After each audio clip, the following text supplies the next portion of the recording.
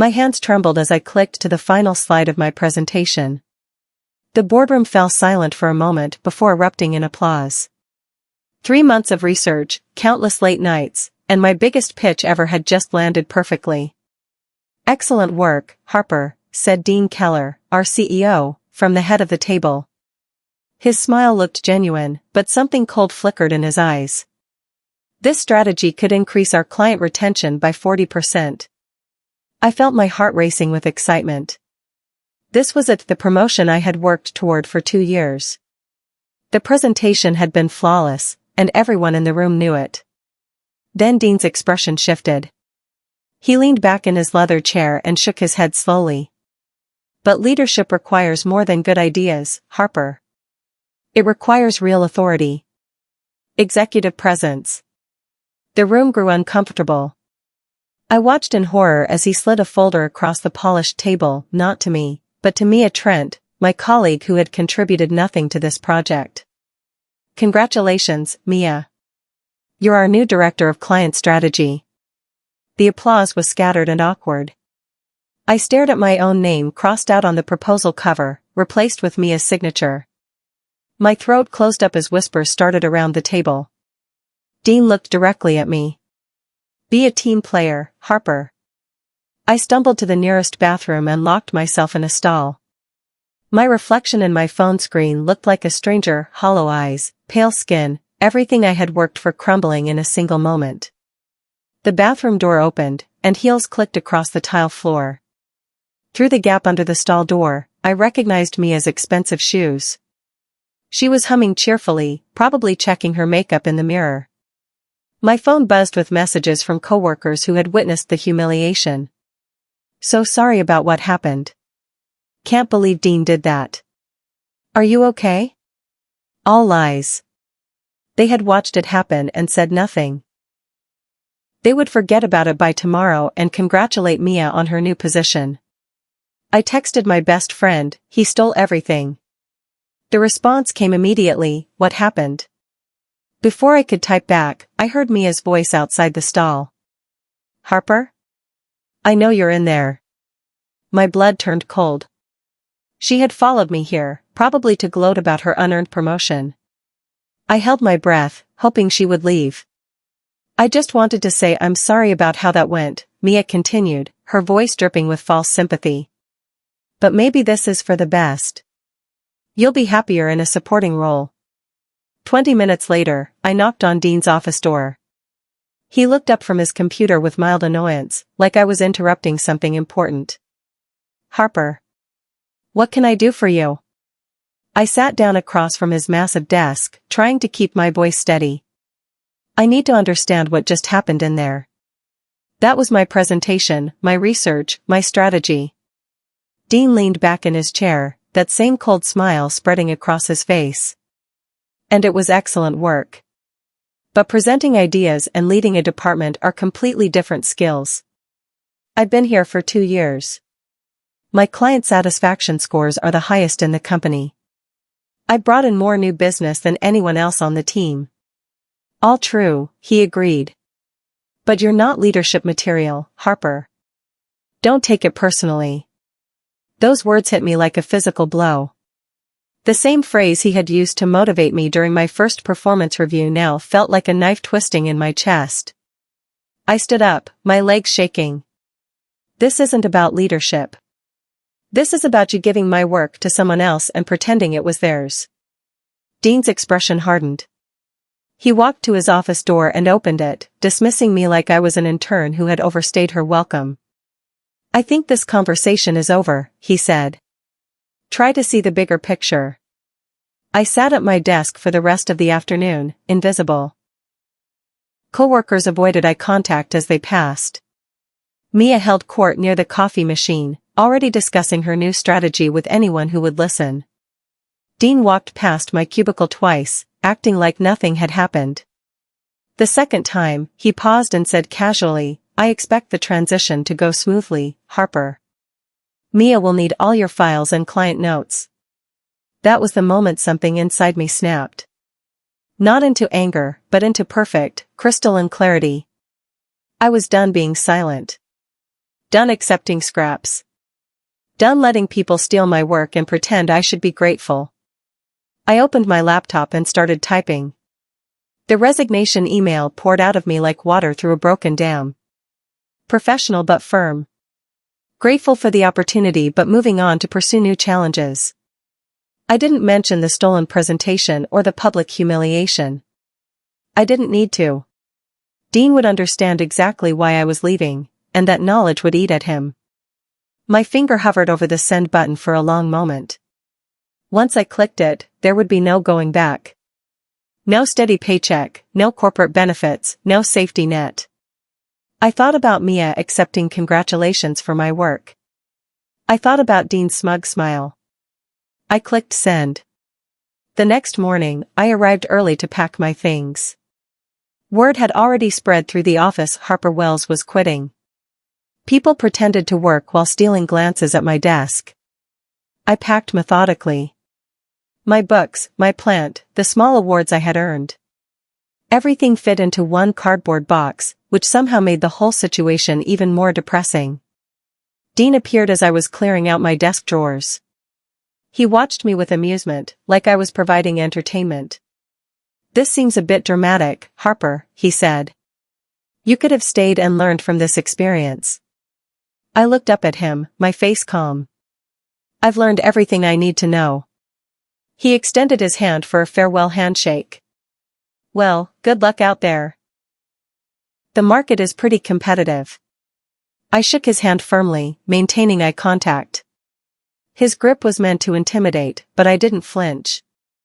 "Thank you for the advice," I said politely. Then, so quietly that only he could hear, I added, "Watch me." Dean's smile faltered for just a moment. He wasn't sure he had heard me correctly, but something in my tone made him uncomfortable. I walked out of that office carrying my box and my dignity. The elevator doors closed behind me, and I was free. My apartment had never felt smaller. I cleared off my kitchen table and turned it into a makeshift office. Coffee cups, notebooks, and sticky notes covered every surface within hours. I had savings for maybe 3 months if I was careful. No clients, no employees, no business plan. Just determination and the bitter taste of betrayal still fresh in my mouth. I opened my laptop and stared at the blank document. What did clients actually need? Not fancy offices or corporate buzzwords. They needed someone who listened, who cared about their success, who wouldn't steal their ideas and pass them off as original work. I started writing. My services, my approach, my values. Everything Dean's company wasn't. At the top of the page, I typed a name that felt right, Wells & Company. There was no co yet, just me in my small apartment. But it sounded professional, established. Like I believed in my own success even when everything felt uncertain. I spent the next 2 days building a simple website, crafting a professional email address, and designing business cards I couldn't afford to print yet. On the 3rd day, my phone rang with an unknown number. My heart stopped. My first potential client. "Hello, this is Harper Wells."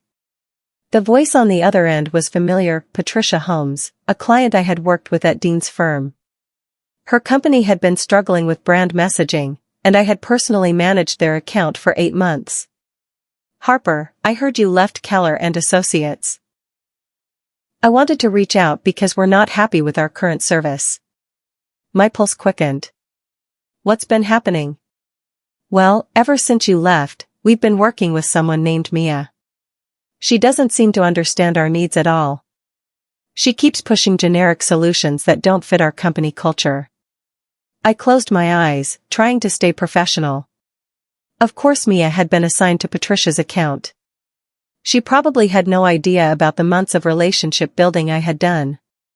"I'm sorry to hear that, Patricia. What kind of help are you looking for?" "We want to work with you directly. Whatever your rates are, we'll pay them. We trust your judgment." I spent the next 3 days creating a campaign proposal that was 10 times better than anything I had done at Dean's firm.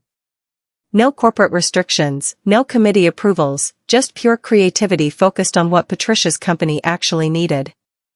When I presented the proposal over video call, Patricia's face lit up. This is exactly what we've been looking for. When can we start? I had just stolen my first client from Dean Kellar. And it felt incredible. Word traveled fast in Chicago's business community. Within 2 weeks, I received calls from 3 other former clients who were unhappy with their service at Dean's firm. Each conversation followed the same pattern. They missed working with me personally. They felt ignored by their new account managers. They wanted authentic solutions, not cookie-cutter templates. I said yes to all of them. Working 18-hour days from my kitchen table, I delivered campaigns that were personal, creative, and effective. My clients started posting about their results on social media, mentioning Wells and Company by name. That's when the Whisper network really activated. Business owners talked to other business owners. My name came up in conversations at networking events and industry meetups. My phone started ringing with inquiries from companies I had never worked with before. People who had heard about my approach and wanted to experience it themselves. One Tuesday morning, my phone buzzed with a text from an unknown number. "You're playing with fire, M." Mia had somehow gotten my personal cell phone number. The message was clearly meant to intimidate me, but it had the opposite effect. If she was worried enough to contact me directly, it meant Dean's firm was starting to feel the pressure. I deleted the message and went back to work. My first major victory came 6 weeks after leaving Dean's company. TechFlow Industries, a mid-sized software company, hired me to completely rebrand their image. The project was worth more than I had made in 3 months at my old job. The campaign launch exceeded everyone's expectations. TechFlow CEO posted on LinkedIn, "Finally, an agency that listens instead of dictating." Wells and Company understood our vision from day one. The post received hundreds of likes and dozens of comments from other business owners asking about my services. My website traffic spiked, and my email inbox filled with new inquiries. That afternoon, I saw Dean's black BMW parked outside the building where TechFlow had their offices. He was meeting with their CEO, probably trying to understand how they had found me. 2 hours later, I received a call from TechFlow's marketing director. "Dean Kellar just left our office," she said, sounding confused. "He claimed you used to work for him and suggested we might want to reconsider our agency choice." "What did you tell him?" "I told him our results speak for themselves, and we're very happy with Wells and Company." That evening, Mia called me. Her voice was tight with stress. "Dean wants to know what you're doing and how you're winning these clients." "I'm giving them what they need," I replied. "You should try it sometime." Saturday morning, I was surprised by a knock at my apartment door. Through the peephole, I saw Mia holding 2 coffee cups and wearing a fake smile. Surprise! I thought we could catch up like old times. I reluctantly let her in, watching as she studied my kitchen table office setup. Her eyes moved quickly, taking in my client files, my project timelines, my business planning documents. "This is cozy," she said, sitting down uninvited. "It must be nice working from home." While she talked, I noticed her discreetly taking photos with her phone when she thought I wasn't looking. She was clearly on a reconnaissance mission for Dean. "You know, Harper, Dean doesn't lose clients very often. He's not happy about the recent departures." "I'm sure he isn't." Mia leaned forward, her voice dropping to a fake whisper. "Between you and me, he's planning something. Dean doesn't like competition." I walked to the door and held it open. "Thanks for the warning, Mia. And for the visit." She looked surprised by the abrupt dismissal. "We're not done talking." "Yes, we are." After she left, I immediately called my lawyer friend Kevin to discuss protecting my business and client relationships. If Dean was planning retaliation, I needed to be prepared. That night, I changed all my passwords and moved my most sensitive files to a secure cloud storage system. 2 months in, the reality of running my own business hit hard. I was working 20-hour days, managing everything from creative development to invoicing to client communications. My laptop crashed during a video call with a potential client, and I didn't have money for immediate repairs. I spent that night at a 24-hour cafe, finishing a presentation on borrowed equipment. Exhaustion was setting in. I was barely sleeping, living on coffee and determination. Some days, I wondered if I had made a terrible mistake leaving the security of a steady job. But every time doubt crept in, I remembered Dean's smug smile and Mia accepting congratulations for my work. The struggle was worth it for the freedom to do my best work without interference. On a particularly difficult Thursday, when I was questioning everything, my email chimed with a new inquiry. The sender was Continental Enterprises, one of Dean's biggest clients. The email was brief: "We're looking for a fresh perspective on our marketing strategy. Would you be available for a consultation?" Continental was worth more than all my other clients combined. If I could land them, it would validate everything I was building. I spent the entire weekend preparing the most comprehensive proposal of my career. Monday morning, I sent my response. Tuesday afternoon, they called to schedule a meeting. The meeting was set for Thursday at 2 p.m. at Continental's downtown office. I arrived 15 minutes early, wearing my best suit and carrying my most professional portfolio. Walking into the sleek conference room, I stopped short. Dean was already there, sitting casually at the table like he owned the place. "Harper," he said with that familiar smirk. What a coincidence. Continental CEO, Robert Hayes, looked between us with confusion. "Do you two know each other?" "Harper used to work for my firm," Dean replied smoothly. "I'm curious to see what she's learned since going independent." The next hour was the most intense presentation of my life. Dean went first, delivering a polished but generic pitch that could have been used for any company. Corporate jargon, industry buzzwords, template solutions. When my turn came, I focused entirely on Continental's specific needs. I had researched their company history, their current challenges, their competition. My proposal was built around their unique situation. "This approach shows you've done your homework," Robert said after I finished. Very impressive attention to detail. Dean's confidence wavered. "Of course, at Kellar Associates, we have the resources and experience to implement large-scale campaigns." "Resources are important," I agreed. "But so is personal attention and customized solutions." Robert made his decision immediately. "We'd like to move forward with Wells & Company." Dean's face went red, but he maintained his professional composure. We shook hands with Robert, and Dean left without speaking to me. In the elevator, I allowed myself a small smile. I had just taken Dean's biggest client. Dean's retaliation was swift and vicious. Within days, I started receiving calls from other potential clients who had suddenly changed their minds about working with me. "We've decided to go with a more established agency." These connections were more valuable than any paid advertising. I also began volunteering my time to speak at entrepreneurship meetups and small business workshops. No fee, just sharing knowledge and building relationships. The strategy worked. My calendar filled with new inquiries from business owners who valued authenticity over corporate polish. 3 months after Dean's smear campaign, I received an unexpected email. Chicago Marketing Summit wanted me to be a keynote speaker at their annual conference. "Your story of building an independent agency resonates with our audience," the organizer wrote. "We'd love to have you share your insights on authentic marketing." This was huge. The summit attracted hundreds of business leaders from across the Midwest. Speaking there would establish me as a recognized expert in the industry. I spent weeks preparing my presentation, focusing on the theme of putting clients first and building genuine business relationships. The day of the conference, I felt nervous but ready.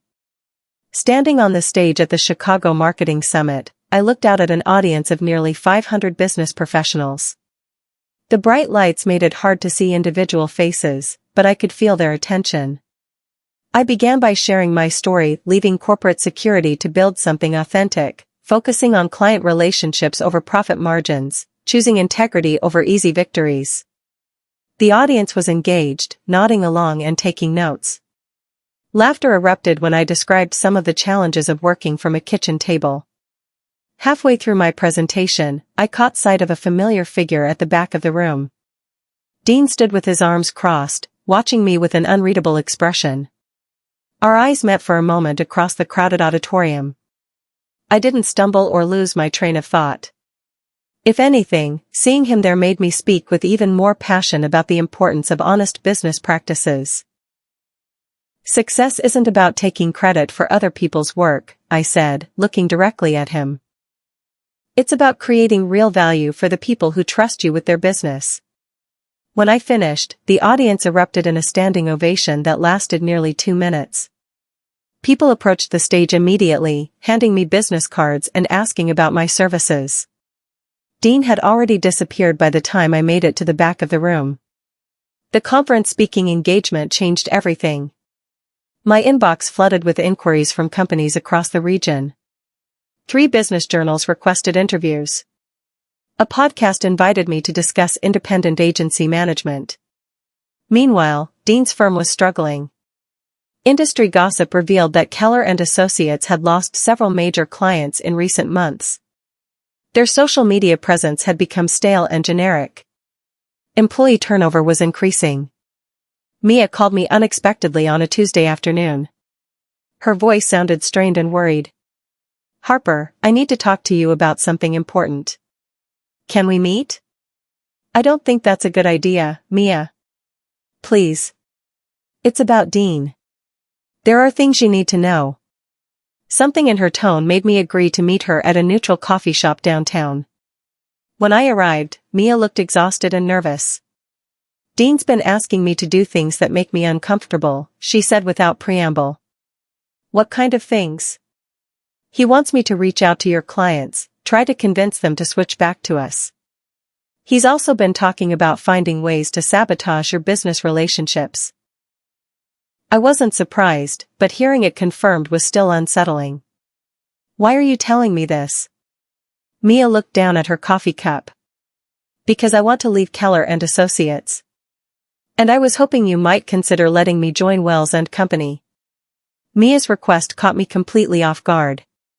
The woman who had accepted my stolen promotion now wanted to work for me. "You want to leave Dean's firm?" "The environment there is toxic," she admitted. "Dean takes credit for everyone's work, just like he did with your presentation. He's been pressuring me to use your ideas without giving you credit." "And you went along with it?" Mia flinched. "At first, yes. I was flattered by the promotion and didn't ask enough questions. But watching how he treats people, how he operates, I can't be part of it anymore." I studied her carefully. "Why should I trust you? You benefited from stealing my work." "Because I have information you need," she said quietly. "Dean has been doing something illegal, and I have proof." My blood went cold. "What kind of illegal activity?" Mia reached into her purse and pulled out a folder. "He's been overbilling clients for years. Charging for work that was never done, inflating hourly rates, adding phantom expenses to invoices." She slid the folder across the table. Inside were photocopied invoices, email exchanges, and financial documents that clearly showed systematic fraud. "How long has this been going on?" "At least 3 years that I know of. Maybe longer." I closed the folder, my mind racing. This information could destroy Dean's business, but using it felt dangerous. "What do you want from me, Mia?" "A chance to start over. To work for someone who values honesty." I spent that night reviewing Mia's evidence. The documentation was damning, hundreds of thousands of dollars in fraudulent billing spread across dozens of clients. Some of the overbilled companies were businesses I recognized from networking events. Good people who trusted their marketing agency to be honest about costs and services. The next morning, I called my lawyer friend Kevin to discuss the situation. "This is serious fraud," he said after reviewing the documents. "If this information reaches the right authorities, Dean could face criminal charges." "What should I do with it?" "That depends on your goals. Do you want justice, or do you want to protect yourself and your business?" I thought about all the clients Dean had cheated over the years. They deserved to know the truth. But I also thought about the smear campaign he had launched against me, the attempts to sabotage my business relationships. I want to protect his victims, I said finally. But I want to do it carefully. Kevin helped me develop a strategy. We would quietly contact relevant authorities and let them investigate. I wouldn't need to publicly accuse Dean, the evidence would speak for itself. We also prepared legal protections for my business in case Dean tried to retaliate when the investigation began. 2 weeks later, the Illinois Department of Financial and Professional Regulation opened an investigation into Kellar Associates' billing practices. The investigation moved slowly but thoroughly. Auditors requested years of financial records from Dean's firm. Several clients were contacted for interviews about their billing experiences. I continued focusing on my own business, growing Wells and Company steadily while staying out of the legal drama. My client base had expanded to over 20 companies, and I was finally able to hire my first employee. Mia had proven herself trustworthy during the investigation. She provided additional evidence when requested and kept me informed about developments at Dean's firm. "He's panicking," she reported during one of our weekly check-ins. "He's been having emergency meetings with lawyers and accountants. The stress is showing." I felt no satisfaction in Dean's troubles. If anything, watching someone's life fall apart, even someone who had wronged me, was sobering. But I also remembered his smug smile when he stole my presentation, his dismissive attitude when I confronted him, his attempts to sabotage my independent business. Some consequences are earned through our own choices. 3 months into the investigation, I received a subpoena to testify about my knowledge of Kellar Associates' business practices. The legal process was accelerating, and soon everything would become public. The raid happened on a Thursday morning. News crews filmed as investigators carried boxes of documents out of Kellar Associates' sleek downtown offices. By afternoon, the story was trending on local business news websites. Marketing firm under investigation for billing fraud dominated industry social media. Dean's corporate lawyers issued a statement denying all allegations and promising full cooperation with the investigation. But the damage to his reputation was immediate and severe. Clients began canceling contracts. Employees started updating their resumes. The company's social media accounts went silent. My phone rang constantly with reporters wanting comments about my former employer. I declined all interviews, focusing instead on supporting my own clients during the industry upheaval. That evening, I received a text message from an unknown number. "Did you do this?" I didn't respond. Dean would figure out the truth eventually, but I wasn't going to make it easy for him. The investigation had taken on its own momentum. Justice was happening, but it wasn't my justice to claim. I deleted the message and went back to work on a campaign proposal for a new client. Wells and Company had moved into a proper office space in a converted warehouse building. Exposed brick walls, large windows, and room for a growing team. Everything Dean's sterile corporate environment wasn't. I was reviewing quarterly financials when Kevin called with an update on the investigation. "The state has filed formal charges," he said. "Dean's been indicted on multiple counts of fraud. You'll need to testify at the trial." Despite everything that had happened, I felt a knot form in my stomach. Testifying against my former boss would make our conflict completely public. "When is the trial scheduled?" 3 months from now. "The prosecutor wants to meet with you next week to prepare your testimony." I agreed to the meeting, knowing it was necessary but dreading the process. That afternoon, a courier delivered a legal envelope to my office. Inside was a subpoena requiring my appearance as a witness for the prosecution. The return address was the Cook County Courthouse. In 3 months, I would be sitting in a witness box, under oath, telling a jury about Dean's business practices. Everything I had built since leaving his firm would be examined under public scrutiny. But I had nothing to hide. My business was built on honest relationships and transparent practices. Let the truth come out. The courthouse was intimidating. Marble columns, high ceilings, and the weight of legal proceedings that would determine Dean's future. I sat in the witness waiting room, reviewing my notes one final time. Across the hallway, through a glass window, I could see Dean at the defendant's table with his lawyers. He looked older, thinner, worn down by months of legal pressure. When our eyes met through the glass, I saw something I had never seen before in his expression: defeat. The bailiff called my name. Time to testify.